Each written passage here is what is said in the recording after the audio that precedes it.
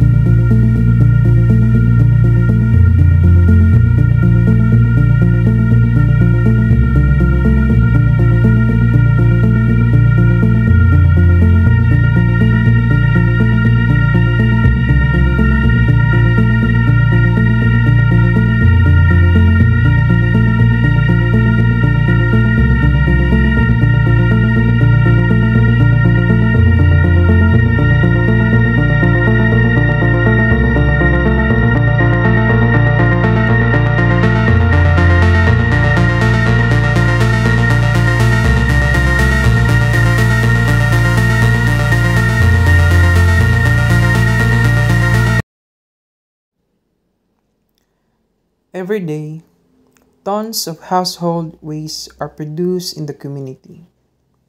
Some of it is properly collected, but much still ends up in the open dumps, canals, and rivers.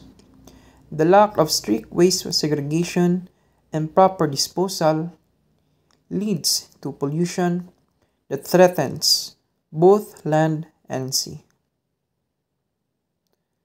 The once clear waters of the Lobok River and nearby coastal areas are slowly changing. Waste materials, plastics, and other pollutants find their way into the waterways, harming marine life and affecting the livelihood of fishermen who depend on the sea. These problems are not caused by nature. They are caused by human activity.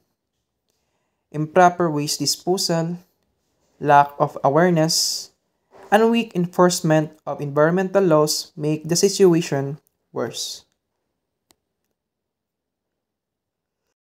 And now, let us hear an individual who is a resident of the municipality of Luwai to explain to us experience and issues regarding in their municipality.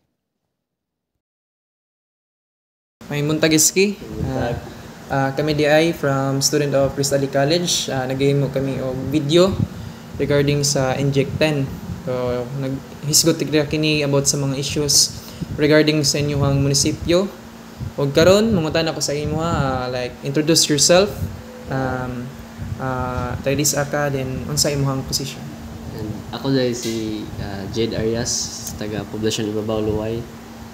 And my position is SK Chairperson sa among barangay.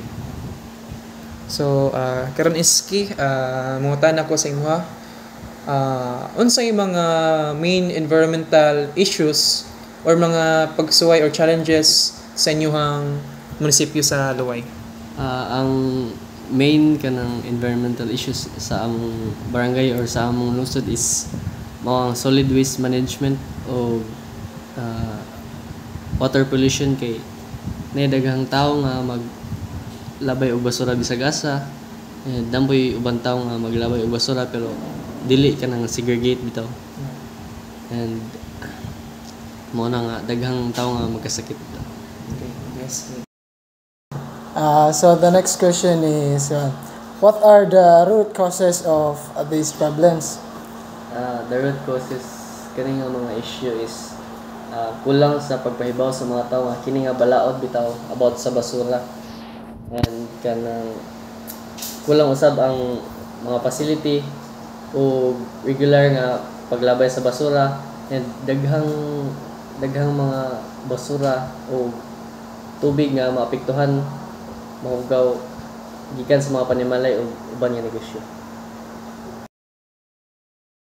Good morning, Iski. This will be the last question.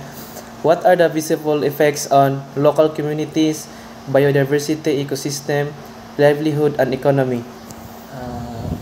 Kuan tungod din daghang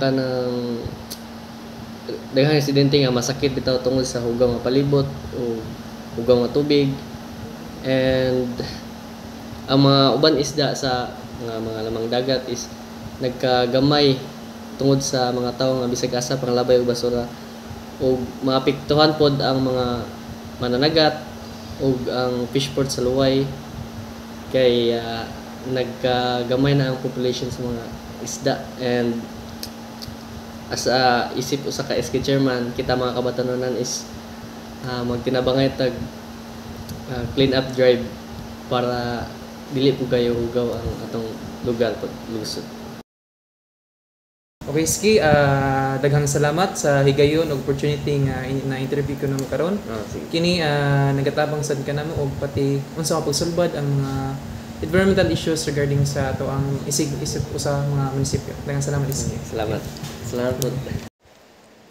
As you can see, during the interview, the individual are known as an SK chairman of their respective barangay give us a solution on how to minimize the pollution of the waters and to prevent in getting worse.